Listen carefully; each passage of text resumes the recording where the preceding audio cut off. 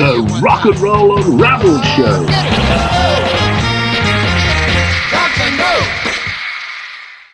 I'm Derek Shelmerdine. Welcome to another Rock and Roll Unraveled Show. Now, 3rd of February is the, believe it or not, 60th anniversary of the tragic death of rock and roll legend Buddy Holly. Now, he died in a plane crash between Clear Lake, Iowa and Fargo, where he was headed for a gig in nearby Moorhead. And we're going to take a look at the career of one of the pioneers of rock and roll, Buddy Holly. Now, it all began on the 7th of September 1936. Buddy Holly was born Charles Hardin Holly in Lubbock, Texas. Now, he sometimes used the Charles Hardin for his songwriting credits. And the other interesting thing about his name at this stage is that Holly is spelt with an E, Holley. So, story coming up shortly as to how that got shortened to Hollly. Now, in 1941, Buddy Holly won his first talent contest. He was just 5 years old when he sang Rivers of Memories and won the princely sum of $5. Now, between 1949 and 1955, Buddy Holly made a number of recordings. That first one in 1949 was into a wire recorder. And in 1952, he made some home recordings with his chum, Bob Montgomery. And then 1953, he moved into the world of radio recording on local Lubbock station KDAV. And he was on the radio show The Sunday Party. That was a regular basis. That was as Buddy and Jack. That would be Jack Neal. And in 1954, he teamed up with Bob Montgomery. Buddy and Jack was replaced by Buddy and Bob on their regular slot on the Sunday Party radio show. And in 1954 and 1955, Buddy Holly was a regular visitor to the recording studios at Nesman Recording Studio in Wichita Falls. And he was accompanied at various times by Bob Montgomery, Sonny Curtis, Larry Wellborn, Don Guess, Jerry Allison. And you recognize those names from the Future Crickets. And in 1955, on the 13th of February, in fact, Buddy and Bob opened for Elvis Presley. He wasn't quite the king of rock and roll yet, but he was well on his way. And that was at Fair Park Coliseum in Lubbock. And Buddy and Bob described themselves on their business card as playing Western and bop music. And also on the card, as well as Bob Montgomery and Buddy Holly, they had Larry Wellborn's name. Now, he's an upright bass player who, again, you'll recognize from the Crickets. And their business manager had a name check, and he was High Pockets Duncan. What a fabulous name for a business manager. Now, Bob Montgomery accompanied Holly on an awful lot of his early recordings. And in 1977, MCA Coral released the album Western and Bob, which was a lot of those early recordings from Buddy Holly and Bob Montgomery. Now, this is a full year before Elvis found fame, and he moved to RCA and had his first hit single with Heartbreak Hotel that entered the charts in March of 1956. But before his RCA success, he recorded 5 singles with Sun Records. And the first of those singles was released on the 19th of July 1954, and that was That's All Right. The second was Good Rockin' Tonight in the September, and in January 1955, his third single, Milk Cow Blues Boogie, would have been his current release when Buddy and Bob opened for him. Now, Elvis's second single, Good Rockin' Tonight, that's an interesting one. It was written by, and originally released, in fact, by Roy Brown in 1947, but it was 1948 when Wynonie Harris took the records into the R&B charts. He in fact had an R&B #1, and it was on the charts for 25 weeks. Well, this is Elvis with his version of Good Rockin' Tonight. On the 28th of October 1955, Buddy and Bob were back at the Fair Park Coliseum in Lubbock. This time they were opening for Marty Robbins. In December, the duo were recording at Nesmith recording studio in Wichita Falls. Now, at that particular time, Jerry Allison was giving them a hand, and the recordings included Love Me, Don't Come Back Knocking, Moonlight Baby, and I Guess I Was Just a Fool. Now, those particular recordings were submitted to Decca, and Buddy Holly was signed up by Decca just a few weeks later. And on the 26th of January 1956, Buddy Holly had his first recording session for Decca at the Owen Bradley recording studio in Nashville. And that was with Sonny Curtis and bassist Don Guess. Now, that particular session, they recorded a number of songs, and they included Love Me and Blue Days, Black Nights, coupled as their first single. And on the 8th of February, Buddy Holly signed to Decca. Now, at this particular point, Buddy Holly's name is still spelled Holley. But when the guys were putting together the contract at Decca, somehow there was a typo, and the E was missed out of Holly's name. So Buddy Holly with an E became Buddy Holly without an E. He thought, ooh, I like that. I'll keep that. And that was the name he went by for the rest of his life. Now, his first single was released on the 16th of April, and that was Blue Days, Black Nights and Love Me, both recorded in their first recording session. And it was also in the July released as a single in the UK on the Brunswick label, and Love Me was co-written by Holly. Now, that's quite a rare thing at that particular time. Not an awful lot of singers were writing their own material, but that was a sign of things to come. Buddy Holly wrote or co-wrote an awful lot of his own material. In the end of July, they were back in the recording studios with Decca for their second session, and this time they recorded That'll Be the Day and Rock Around with Ollie V, plus the wonderfully titled song Tingling. Now, That'll Be the Day was written by Jerry Allison and Buddy Holly. Well, when I say written by, I should say writing credits were given to Jerry Allison, Buddy Holly, and Norman Petty. Now, Norman Petty became the manager of both the Crickets and Buddy Holly. More about that shortly. That gets very interesting. And it was very common practice at that time for managers and DJs to add their names to the writing credits because, of course, that's where the ongoing revenue is in the music world, from the writing credits. And the lineup for that Buddy Holly and the Three Tunes session, along with Holly, was Sonny Curtis, Don Guess, and Jerry Allison. Now, on Christmas Eve, Buddy Holly's second single was released in America, and that was Modern Don Juan, and written by Don Guess and Jack Neal. Now, if you remember, Jack Neal was the Jack of Buddy and Jack from the old days. Now, Buddy Holly released a couple of singles for Decca, Blue Days and Black Nights, and Modern Don Juan, both sank without trace. So Decca dropped him sadly from the roster.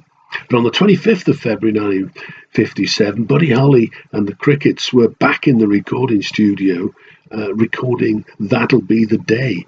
And Buddy's backing group for that was Jerry Allison drums, Nicky Sullivan guitar, and Larry Wellborn played bass on this particular recording, though Joe Mauldin was very much his regular bass player. And it was pretty much after the Decca experience that Norman Petty became the manager, and That'll Be the Day was recorded at Norman Petty's Clovis Studios in New Mexico.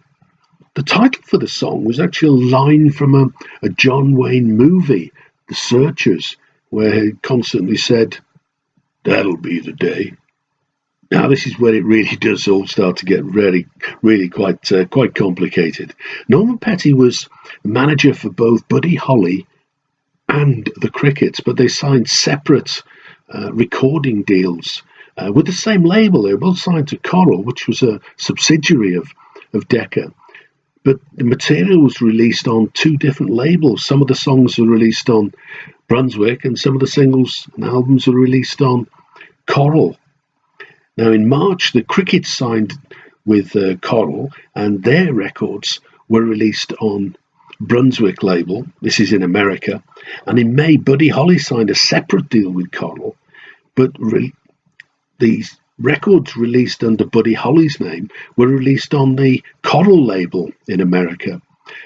It's a weird situation where, despite all the recordings being by Buddy Holly and the Crickets, in America the Crickets were credited on Brunswick label releases and Buddy Holly was credited on Coral releases.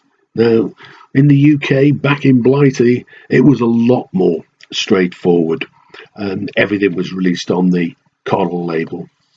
Now, the problem had been that Buddy Holly had previously been signed to Decca, and he'd been dropped after a lack of interest. His two singles actually went nowhere.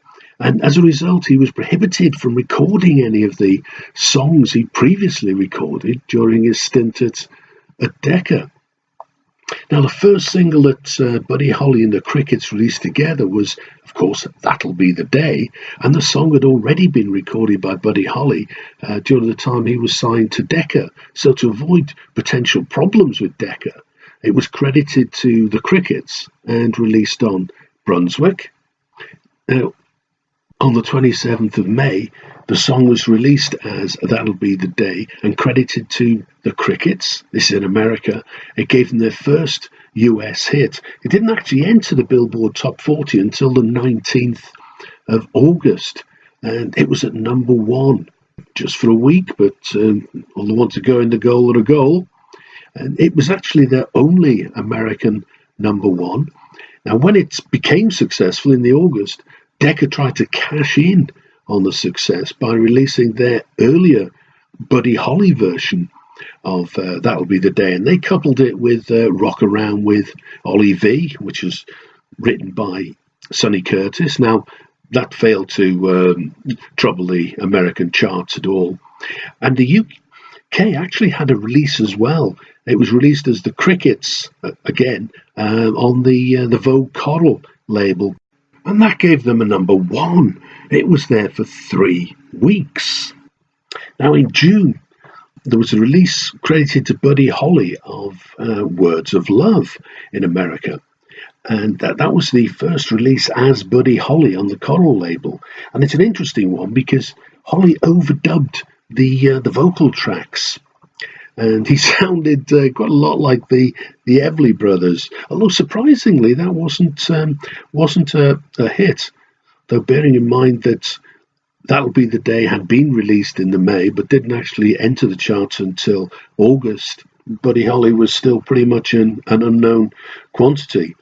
But in the September, real classic, Peggy Sue. Now that was released as a Buddy Holly single. And that was written again by Charles Hardin, who Buddy Holly's pen name, and Norman Petty also gets a writing credit again. And that was the first Buddy Holly and the Crickets hit to be actually credited to Buddy Holly. So it gave Buddy Holly and the Crickets their second American hit. That made number 3. Now the B-side, Every Day, when that was recorded, drummer Jerry Allison decided he wouldn't actually use his drum kit, so he did a little bit of knee-slapping percussion. And again, the drumming on the A-side's interesting because there's a drum rudiment, as they say, not found that often in rock drumming, and that's the paradiddle. And that's an interesting one. That's left, right, left, left, right, left, right, right. Try it out sometime. It's a good one to get faster and faster. Now, Peggy Sue Gerron was actually the Crickets drummer's girlfriend, Jerry Allison's girlfriend. And the song was co-written by Jerry Allison and Buddy Holly. And Holly's original name for the song was Cindy Lou. But Allison was very keen to impress his girlfriend, and he persuaded Buddy to change the title from Cindy Lou to Peggy Sue. It worked. She was impressed, and they did later get married, although sadly it all ended in tears and divorce a little way down the track. Now, in the October, they released Oh Boy. That was a Crickets release in America. and it gave them their third American hit, gave them a number 10. Now, the B-side was Not Fade Away, and that gave the Rolling Stones their third UK hit when they covered it in 1964. It actually gave them their first top 10. It got to number 3, but it didn't seem to make an impact in the American marketplace. And Buddy Holly finally cracked it in the UK. In November, they released Peggy Sue, again coupled with Every Day, and that gave them a number 6 in the UK, and that was released on the Vogue Coral label. Time for a little bit more music, I think. And this is the B-side of that Decca release of That'll Be the Day, and this is Buddy Holly with Rock Around with Ollie V. You're listening to Derek Shelmerdine with the Rock and Roll Unraveled show. We're taking a look at the story of Buddy Holly. The 3rd of February is the 60th anniversary of his tragic death in 1959. But before continuing with the story of Buddy Holly, here's some great news. This is now an opportunity to win a copy of my book. A signed copy of my book, Rock and Roll Unraveled. Just answer the simple question about Buddy Holly. And the question is, as well as the pilot, who were the other 2 rock and roll stars who died with Buddy Holly in the plane crash on the 3rd of February 1959? Now, Rock and Roll Unraveled tells a story of rock and roll from its roots to mid-1970s punk. Not just the music, but the social events, which really helped to shape the sound of the times. Things like the Vietnam War, the civil rights struggle, a whole lot more. Now, the book's in 3 parts. It happened on this day, so all the key events, all the things you ever wanted to know about rock and roll, and the day they happened, 1st of January through 31st of December.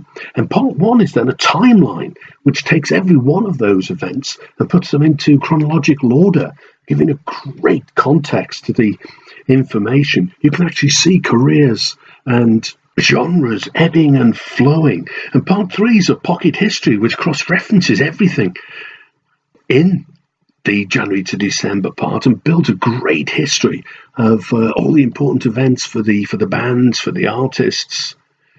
Well, to win it, here's that question again. As well as the pilot, who were the other 2 rock and roll stars who died with Buddy Holly in the plane crash on the 3rd of February 1959? Well, to enter, just go to my website, www.rockandrollunraveled.com. Go to contacts and send me an email. I'll be announcing the winner on the next show. That's March the 4th. And I'll post a book to the lucky winner anywhere in the world. The great thing about the internet, there are people who are listening to this show all over the place. Now, there's loads more information about the book on the website as well. Well, back to the Buddy Holly story. On November 1957, they actually released their first album. That was called The Chirping Crickets, and as you can imagine, it was credited to the Crickets. This is the American release date. And on the reverse cover, it's interesting because what it does, it credits it to the Crickets, vocal group with orchestra, and it also gives the lineup: Buddy Holly as lead singer and guitarist, plus, as it says on the sleeve, founder of the group, Joe Maudlin bass, Jerry Allison drums, Nicky Sullivan guitar. Now, the album really is not positioned on the back cover as Buddy Holly and the Crickets album. It's very much positioned as a Crickets vocal group album. Now, in February, there was a second album, and that was on Coral, and that was called Buddy Holly, and as you can imagine, credited to Buddy Holly. A couple of interesting things here. Holly's not wearing his trademark glasses on the portrait photo on the front cover, and the back sleeve credits Buddy Holly, vocal with instrumental accompaniment. Very little reference on the back of the sleeve to the Crickets. They really were positioning them as separate acts. But in April, Decca decided that they get in on the act, and they released a third album, and that was called That'll Be the Day. And that was the material that Buddy Holly, on his own, of course, recorded with Decca before he joined the Coral Brunswick situation. But going back to 1957, the 1st of December was their first appearance on the Ed Sullivan Show. Now, the Ed Sullivan Show was a very influential non-music show. I mean, it broke the Beatles and Elvis to American audiences nationwide. And shortly after the Ed Sullivan Show, Nicky Sullivan decided that he'd leave the Crickets. On the 1st of March 1958, Buddy Holly and the Crickets opened their UK tour. They were headlining, and they kicked off at the Trocadero in London's Elephant and Castle. And this was actually a trio. With Holly was just Jerry Allison, drums, and Joe Maudlin, bass. But what was great, the end of the tour, 25th of March, a fight broke out backstage. It was the last show of the UK tour, and this was at the Hammersmith Odeon in London. And Joe Maudlin punched Holly and knocked the caps off a couple of his front teeth. But Holly, trooper he was, he carried on and performed the second show, but he had gum spread across his front teeth to, hold everything together, I suppose. And then a few days later, on the 28th of March, they opened on an American tour. This is promoted by Alan Freed, who was the guy who coined the expression rock and roll. And it was actually headlined by Jerry Lee Lewis and Chuck Berry. And there's a very famous incident where they were arguing as to who should close the show. Chuck Berry was by far the more seasoned performer, but Jerry Lee Lewis had 2 or 3 really big hits just before this. And they couldn't decide, so Alan Freed, in his wisdom, decided that for them, and he decided that Chuck Berry would finish. So Jerry Lee Lewis went on, did an absolutely storming performance. He ended up by setting fire, literally, to his piano. And as he walked off and passed Chuck Berry in the wings, he said words to the effect of, "Well, Chuck, follow that." And he obviously did, being Chuck Berry. Now, by the time they got to the 3rd of May, the tour reached Boston, and that was when there was the famous Boston riot. During the show, the house lights were brought up in an attempt to stop the rowdiness. I mean, there were kids dancing in the aisles, heaven forbid, very much frowned on in the 1950s. And Alan Freed took to the stage and appealed to police to turn off the house lights. And he's alleged to have said, quotes, "It looks like the police in Boston don't want you kids to have any fun." Anyway, the violence continued outside the theatre. At least one guy was stabbed, unfortunately. And as a result of the violence, rock and roll in concerts were, banned. That was the end of rock and roll in Boston for a while. Now, Freed was actually charged with inciting a riot, but those charges were eventually dropped. 22nd of July was a landmark day for drummer Jerry Allison. He married Peggy Sue. That was Peggy Sue Guerin, and they married in Honey Grove, Texas. Allison and Peggy Sue had met in Lubbock High School in Texas. And what started with the renaming of a song from Cindy Lou to Peggy Sue, told that story earlier, sadly, it all ended in divorce. But in the August, Jerry Allison decided that he'd release a solo single, and he released a single called Real Wild Child in America. And it's credited to Ivan. Now, Ivan's Jerry Allison's middle name, J.I. Allison, you'll often see him credited as. And the original version of Real Wild Child, actually written by him as well, and that was Johnny O'Keefe and the DJs. They released it in Australia on the 5th of July 1958, and that's accredited with being the birth of rock and roll in Australia. Now we get to July, and they release another single, and this time it's Early in the Morning. This is an American release, and it's credited to Buddy Holly. It was written by Bobby Darin and Woody Harris, and this is actually the last US hit in Buddy Holly's lifetime. It made the Billboard charts at number 32.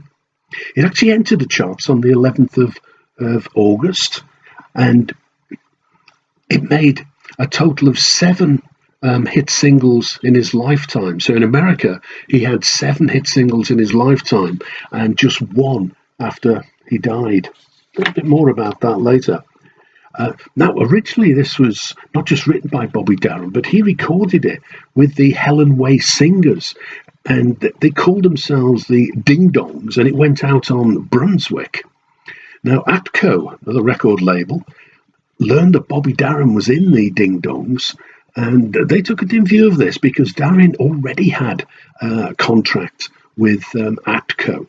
So Atco said, "Oh no, we can't be having that." So they released the song as the Rinky Dinks, and Brunswick then decided, well, okay, well, what we'll do, we'll put out our own cover version by Buddy Holly, and that's how he came to record that.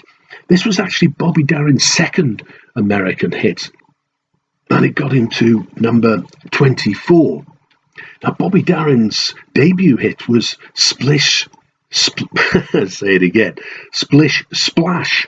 That got to number 3, and that was the song that really started to establish Bobby Darin. Now, Atco was actually owned by Atlantic Records, and Bobby Darin was Atco Atlantic's first pop star. Atlantic Records established itself in the late 1940s. Wedding bells in the air again. On the 15th of August, Buddy Holly married Marie Elena Santiago in Lubbock, Texas. And the following month, not widely known, Buddy Holly actually formed Prism Records, his own record label. And on the 23rd of September, he's known to have opened a bank account with Clovis National Bank. Now, when setting this up, Buddy Holly is listed as president, and Norman Petty, the manager, is listed as sales. Now, the 2 recordings that are known to have happened, one was with Waylon Jennings. He recorded a couple of songs at Norman Petty's studio, and that was on the 10th of September, and that features the legendary sax player King Curtis, and that was released on Brunswick the following May. And the other recording session was Lou Giordano. He recorded a couple of songs at Belton Studios in New York City on the 30th of September, and that found its way onto Brunswick as well, and that was released in the February. Now, Buddy Holly plays guitar on both sessions, and he produced the Waylon Jennings session and co-produced Lou Giordano with Phil Everly, obviously of the Everly Brothers fame. Now, on the 21st of October, Buddy Holly entered the studios for the last time, his last studio recording session, and that was the famous string sessions at Pythian Temple Studios in New York. And the string accompaniment was with Dick Jacobs Orchestra. They recorded 4 songs, It Doesn't Matter Anymore, Moon Dreams, Raining in My Heart, and True Love Ways. And in fact, Paul Anka wrote It Doesn't Matter Anymore. It wasn't technically his last session because he did have a couple of home recording sessions in December and January.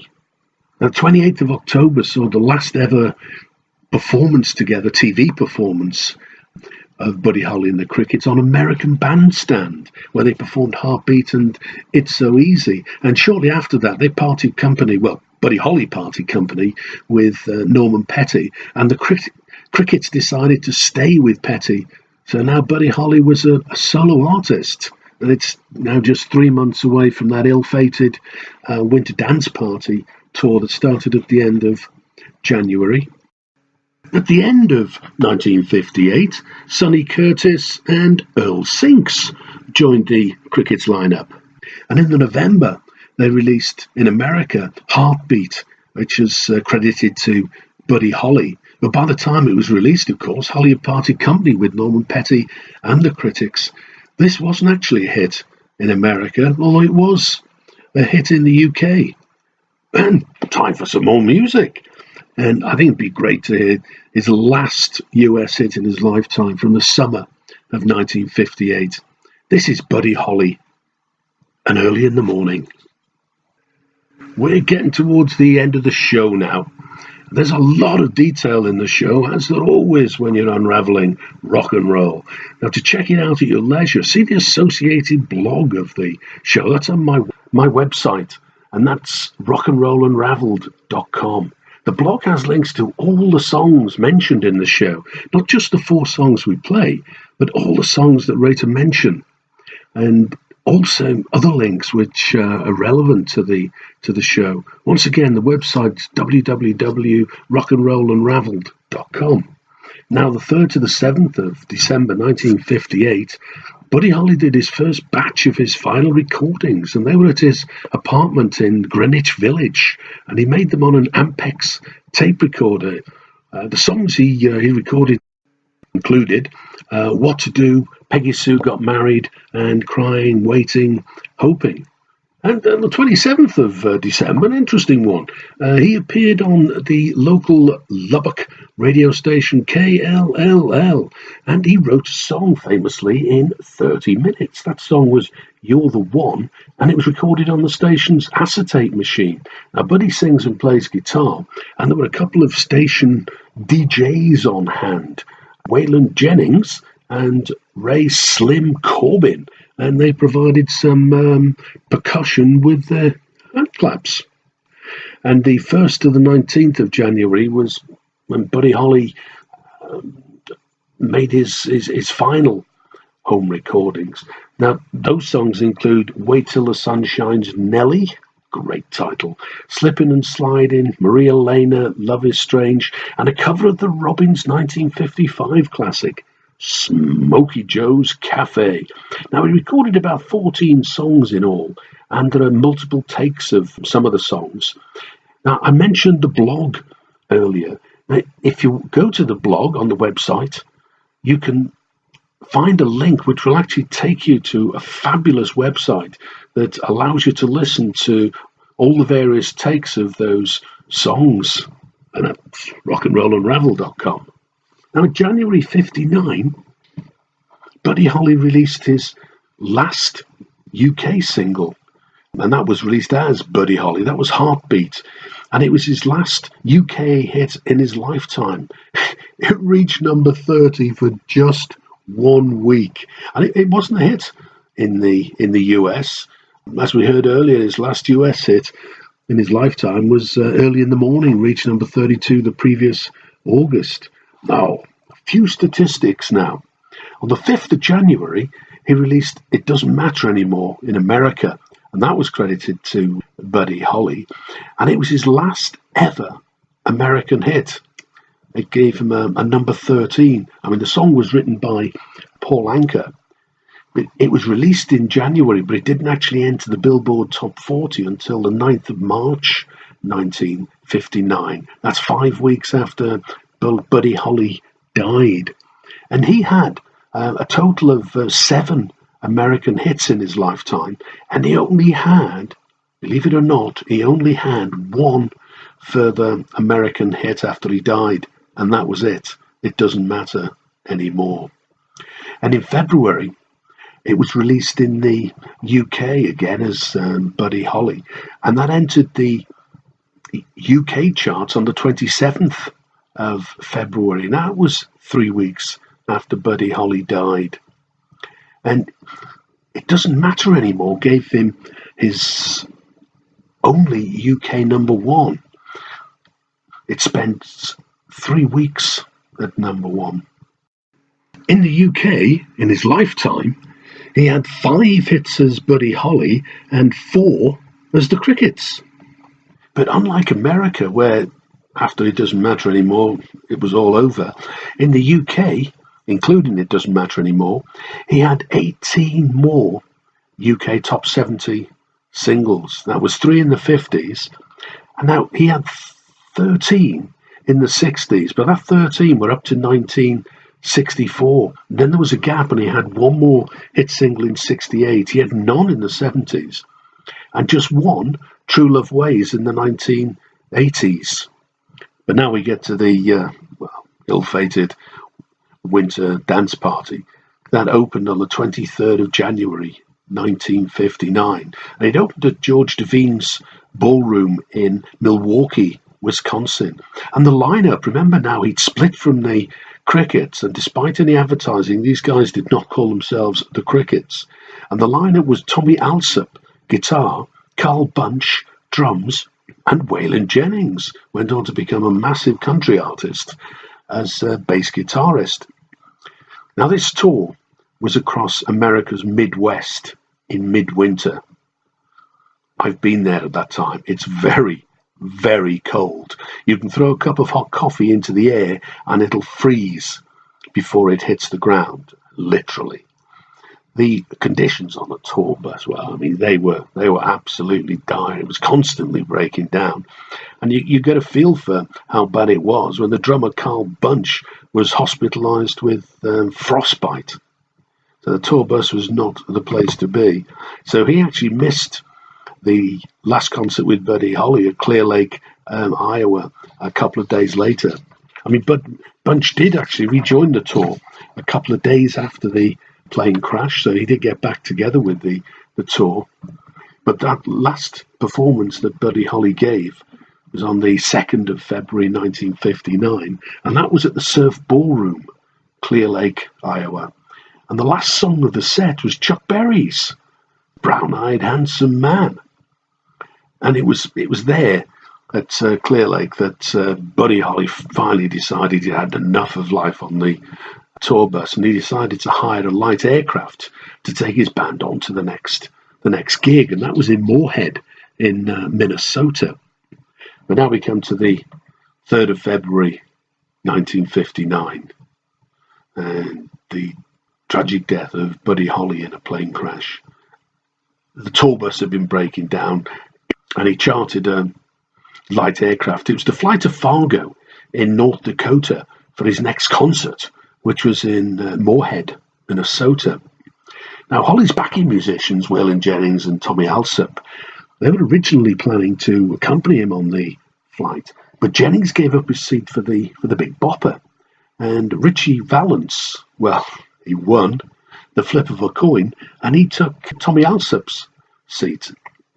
Well, the plane took off shortly after midnight, and it crashed a few miles outside of Clear Lake. It killed the pilot, Roger Peterson, and his 3 passengers, Buddy Holly, the Big Bopper, and Richie Valance. But it's an ill wind, and it was the tragedy that launched the career of Fargo's own Bobby V. After news of the crash broke in Fargo, the search began for some local talent, and 15-year-old Bobby V, with his backing band, yes, the Shadows, performed at the Moorhead concert that evening. Well, the tour continued. Frankie Sardo and Dion stayed on with the tour. They were joined by new headliners, Jimmy Clanton and Teen Idol's Fabian and Frankie Avalon. And the tour wound up in Springfield's Illinois State Armory with the last gig on the 15th of February. The Crickets didn't have any more hits in America, but they had a string of hits in the UK, and that was into 1964. Now, at the end of 1960, they released their first album since Buddy Holly had died, and that was called In Style with the Crickets, and it included the fabulous track I Fought the Law. So they have the original, written by Sonny Curtis, with Earl Sinks as the lead singer. That was famously recorded by Bobby Fuller in 1964, and then a hit for him as the Bobby Fuller 4 in 1965. And in fact, it gave The Clash a UK hit in 1988. Well, I'm Derek Shelmerdine. You've been listening to the Rock and Roll Unraveled show, and that was the story of Buddy Holly, one of the true legends of 1950s rock and roll. I hope you've enjoyed listening to the show as much as I have in putting the whole thing together. Now, if you're into social media, you can find me on Twitter at RNR Unraveled and Facebook at Rock and Roll Unraveled. Of course, the website, rockandrollunraveled.com. Now, if you can see a theme developing here, remember, you can win a copy of my book, Rock and Roll Unraveled. And that question again, as well as the pilot, who were the 2 rock and roll stars who died with Buddy Holly in the plane crash on the 3rd of February 1959? Just go to the website, rockandrollunraveled.com, hit contacts, send me an email. I'll be announcing the winner in the next show on the 4th of March, and I'll be posting the book to the lucky winner anywhere in the world. So wherever you live, I will post the book to you. Well, join me again next time for another look at rock and roll unraveled. Now, to play us out, I thought it'd be great to have the last song that Buddy Holly ever performed. And it was written and recorded by Chuck Berry in 1956, and it gave him a number 5 R&B hit. But Buddy Holly didn't actually release it until 1963. It came out on an EP in America, and in the UK it was issued as a single, which gave him a number 3, and that was his 16th UK hit single. Well, picture yourself in the audience at the Surf Ballroom, Clear Lake, Iowa. It's the end of the set. Buddy Holly's just announced, brown-eyed, handsome man